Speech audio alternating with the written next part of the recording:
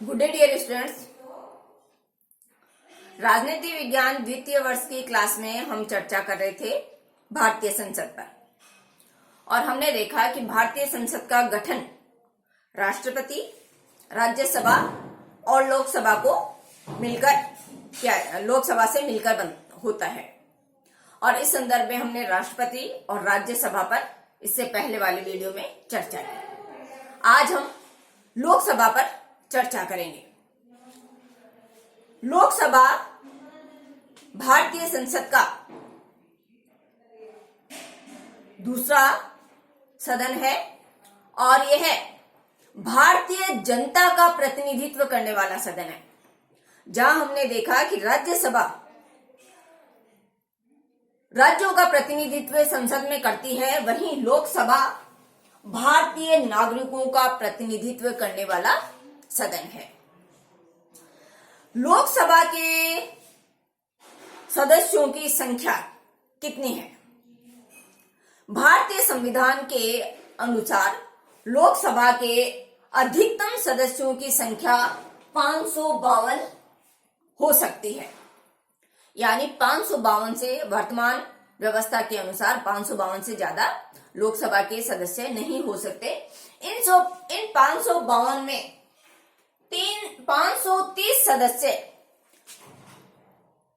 विभिन्न राज्यों के जनता द्वारा निर्वाचित होते हैं और 20 सदस्य संघ शासित प्रदेशों की जनता द्वारा निर्वाचित होते हैं।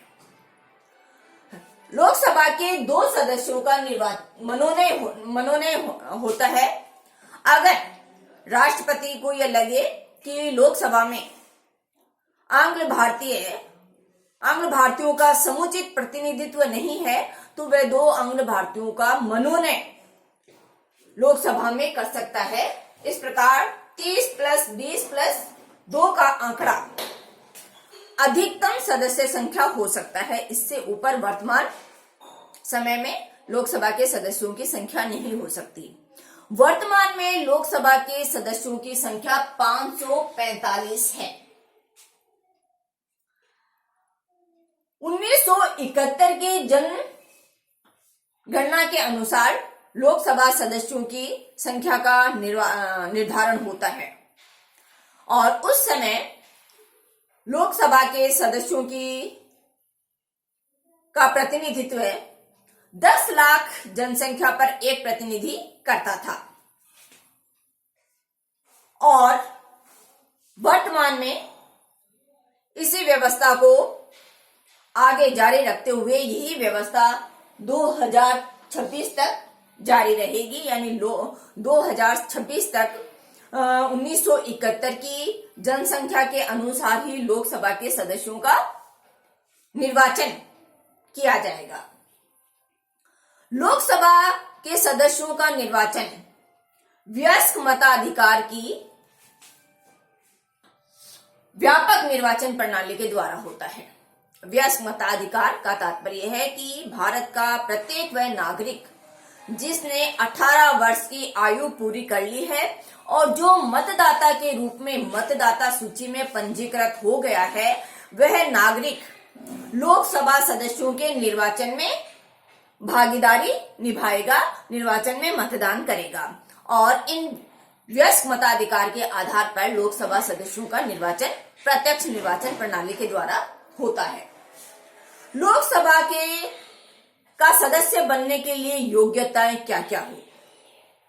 तो लोकसभा का सदस्य बनने के लिए 1951 के जनप्रतिनिधि अधिनियम द्वारा लोकसभा सदस्यों के निर्वाचन की योग्यताएं निर्धारित की गई है।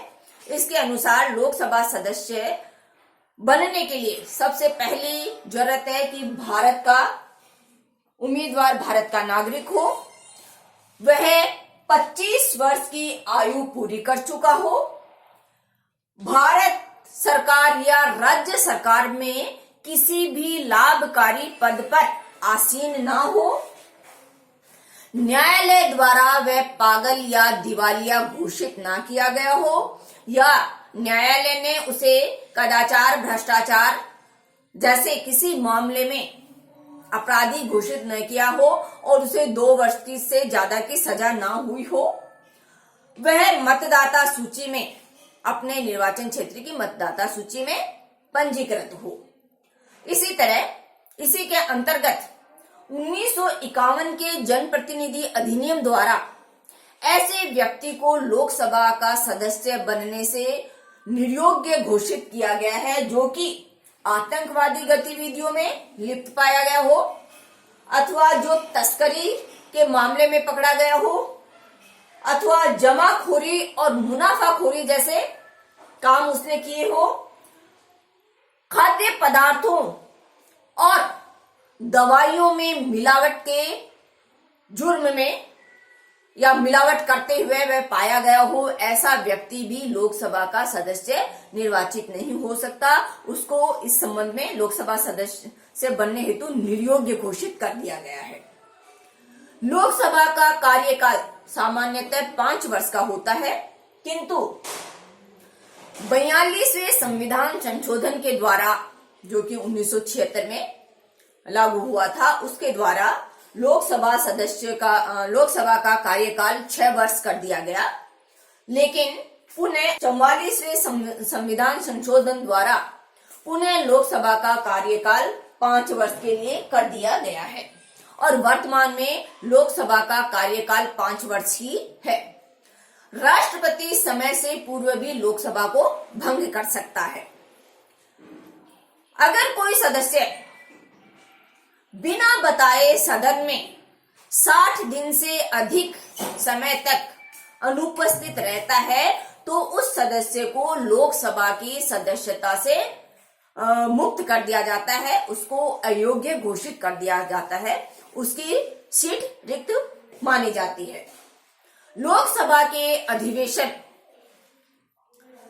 1 साल में 2 बार होते हैं और लोकसभा के अधिवेशन के लिए आवश्यक है कि लोकसभा के अधिवेशन की अंतिम तिथि और दूसरे अधिवेशन की प्रथम तिथि में 6 माह से अधिक का अंतराल या अंतर नहीं होना चाहिए, अंतराल नहीं होना चाहिए। 6 माह की अवधि से पूर्व ही लोकसभा का अधिवेशन साल में 2 बार होता है और लोकसभा के अधिवेशन के आयोजन हेतु आवश्यक है कि लोकसभा के प्रथम अधिवेशन की अंतिम तिथि और दूसरे अधिवेशन की प्रथम तिथि में 6 माह से अधिक का अंतराल नहीं होना चाहिए।